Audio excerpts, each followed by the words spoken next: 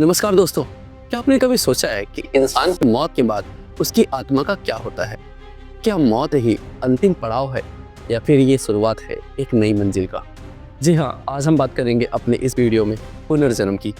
ये वही गुत्थी है जिसको आज भी वैज्ञानिक कभी सॉल्व नहीं कर पाए हैं। मैं अपने इस वीडियो में आपके सामने ऐसे प्रमाण रखूंगा जिसको सुनने मात्र से ही आपके रोंगटे खड़े हो जाएंगे। वीडियो शुरुआत करते हैं हरियाणा के एक पलवल जिले से, जहाँ परिवार में एक बच्चा अपने माता पिता से ऐसी बातें करता है जिसको सुनने मात्र से वो डर जाते हैं। बच्चा जब अपना होश संभालता है तो अपने पेरेंट्स से जाके बताता है कि वह उसका पहला जन्म नहीं है। पिछले जन्म में वो एक सड़क हादसे में मरा था और वो मौत के बाद करीब 10 सालों तक भटकता रहा, यानी मरने के 10 साल बाद उसने नया जन्म लिया है। जब इस बच्चे की बातों पर गहराई से जांच की गई और उसके बताए हुए पिछले पते पर ले जाया गया तो वहाँ लोग दंग रह गए। उस बच्चे ने पिछले परिवार के सदस्यों का नाम लिए और उनके गुप्त कोनों के बारे में बताया, यहाँ तक कि उस सड़क हादसे में सटीक उस जगह को भी पहचान लिया। विज्ञान के पास आज तक इस बात का कोई ठोस जवाब नहीं है। एक बच्चा जिसने कभी उस जगह का भूल कर भी नक्शा नहीं देखा है और वो इतने दूर से कैसे वो पहली बार में ही उस जगह के बारे में बता सकता है और उन लोगों का नाम ले सकता है जिसके बारे में वो दूर दूर तक संपर्क में नहीं था। अब इसे इत्तेफाक कहें या कुछ और, ये हम आप पे छोड़ते हैं। अब चलते हैं हम अगली घटना पर। अगर हम थोड़ा पश्चिम की ओर चलें, राजस्थान के बीकानेर में, तो वहाँ रेगिस्तानी हवाओं में एक और अजीब कहानी दफन है। यहाँ रहती है एक छोटी सी बच्ची जिसका नाम कृषा है।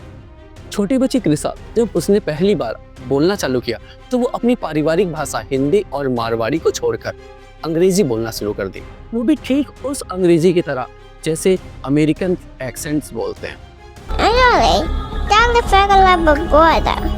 ये एक ऐसा घर जहाँ पर रहने वाले लोग अंग्रेजी भाषा का ए भी नहीं जानते। वहाँ पर रहने वाली एक छोटी बच्ची जिसने अभी बोलना ही शुरू किया है, ना तो कहीं पर उसकी कोई शिक्षा हुई है और ना ही कोई उसको ट्विटर मिला है, पर उसके बावजूद उसने विदेशी लोगों की तरह अंग्रेजी बोलना शुरू कर दिया, बिल्कुल फर्राटेदार। एक दिन कृषा अपनी माँ के पास जाके कहती है कि उसका नाम कृषा नहीं है, उसका नाम है शीशा और वो कैलिफोर्निया में रहने वाली है। कैलिफोर्निया में वो एक योगा टीचर के रूप में काम करती थी। यह मामला इसलिए भी पेचीदा है क्योंकि आज के युग में इंटरनेट में एक छोटी सी बच्ची के लिए बिना किसी संपर्क से एक विदेशी भाषा और पेशा को अपनाना नामुमकिन है।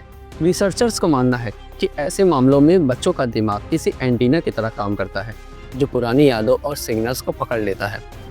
और हम बात करते हैं दिल्ली की उस शांति देवी के बारे में। सन 1902 में एक लड़की पैदा होती है जिसका नाम था लुगदी। 1925 में लुगदी की मौत डिलीवरी के टाइम एक ऑपरेशन से हो जाती है। ठीक 1926 में एक लड़की पैदा होती है जिसका नाम था शांति देवी। शांति देवी 4-5 साल तक तो सही रहती है, लेकिन फिर जब वो बोलना चालू करती है तो बोलती है कि वो उनका घर नहीं है, उनके माता पिता एक दूसरे लोग हैं। शांति देवी पैदा होने के 4 साल बाद तक तो नॉर्मल रही, लेकिन लगभग 6 साल होते होते तक में उन्होंने एक ऐसे राज उगली जिसकी वजह से महात्मा गांधी को भी इस केस में कूदना पड़ा। उन्होंने बताया कि उनका नाम शांति नहीं है, ये बल्कि उनके माता पिता के द्वारा दिया गया इस जन्म का नाम है। उसका असली नाम लुगदी है और वो मथुरा की रहने वाली है और वहीं पर उनके पति की एक कपड़े की दुकान भी है। उनके पति का नाम केदारनाथ उन्होंने बताया। इस दावे की सच्चाई जानने के लिए बाकायदा कमेटी बनाई गई और शांति को मथुरा ले जाया गया। वहाँ पर परीक्षा ली गई। केदारनाथ जो अब काफ़ी बूढ़े हो चुके थे, उन्हें शांति के सामने खड़ा कर दिया गया और एक झूठ बोला गया कि ये केदारनाथ के बड़े भाई हैं। लेकिन 6 साल की छोटी बच्ची ने केदारनाथ को देखते हुए तुरंत बोल दिया कि आप सब मुझसे झूठ बोल रहे हैं, ये मेरे पति ही हैं। जिसको सुनने के बाद वहाँ पर खड़े तभी लोग दंग रह गए और शांति देवी ने लुगदी बनकर ऐसी ऐसी बातें बताई जो सिर्फ उनके और उनके पति के बीच में हुई थी। क्या एक छोटी बच्ची इतनी बड़ी एक्टिंग कर सकती है या फिर पुनर्जन्म के ये सबूत पुख्ता है और आज हम इन्हें सिर्फ धोखा कहकर नजरअंदाज नहीं कर सकते। एक बहुत बड़े शोधकर्ता है जिनका नाम है डॉक्टर इयान स्टीवेंसन और गांधी जी ने खुद शांति देवी की फाइल मंगवाई और इस पे जांच करने के लिए उन्होंने खुद एक कमेटी बनाई। अब हम बात करते हैं टीटू की, जो 1985 में आगरा में एक नॉर्मल परिवार में पैदा हुआ था।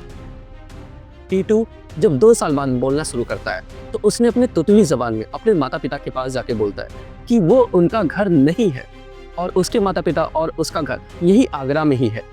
जैसे ही टीटू 5 साल का होता है तो उसको अपने पिछले जन्म की बातें और भी ज़्यादा साफ साफ देखने लगती हैं।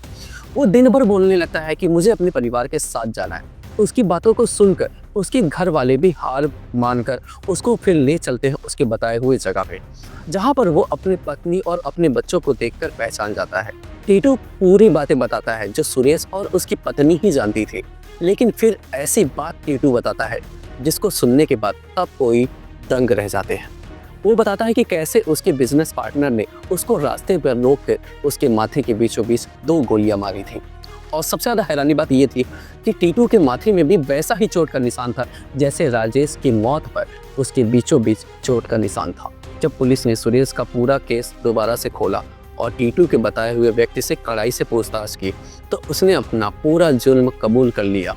यानी टीटू ने न सिर्फ अपना पिछला जन्म साबित किया बल्कि उस कातिल को भी सजा सुनाई जिसने सुरेश को मारा था। यहाँ पर भी डॉक्टर इयान स्टीवेंसन ने शोध किए और पाया टीटू की जो सर पे निशान है और सुरेश के पोस्टमार्टम के समय में जो निशान दिखाए गए थे, जो निशान की रिपोर्ट दी गई है, वो 100% मैच करते हैं। अगर हम विज्ञान की बात माने तो वो तो साफ साफ हमें बताती है कि एनर्जी यानी ऊर्जा ना तो पैदा की जा सकती है और ना ही उसे खत्म किया जा सकता है। तो क्या यही नियम हमारी आत्मा के साथ भी लगता है, जिसे हम ना तो खत्म कर सकते हैं और ना ही पैदा कर सकते हैं, सिर्फ और सिर्फ ये ट्रांसफॉर्म होती है। तो इयान स्टीवेंसन ने अपने कैरियर में 3000 से ज़्यादा मामलों पर रिसर्च की। उन्होंने पाया कि कई बच्चों के शरीर पर बर्थ मार्क यानी जन्मजात निशान ठीक उसी जगह होते हैं जहां पिछले जन्म में उन्हें घातक चोट लगी। दोस्तों, कमेंट में हमें बताना न भूलिए कि आप पुनर्जन्म को लेकर क्या सोचते हैं और कोशिश करिए कि शायद आपको भी पिछला जन्म याद आ जाए। मिलते हैं अगली वीडियो में, तब तक के लिए नमस्कार।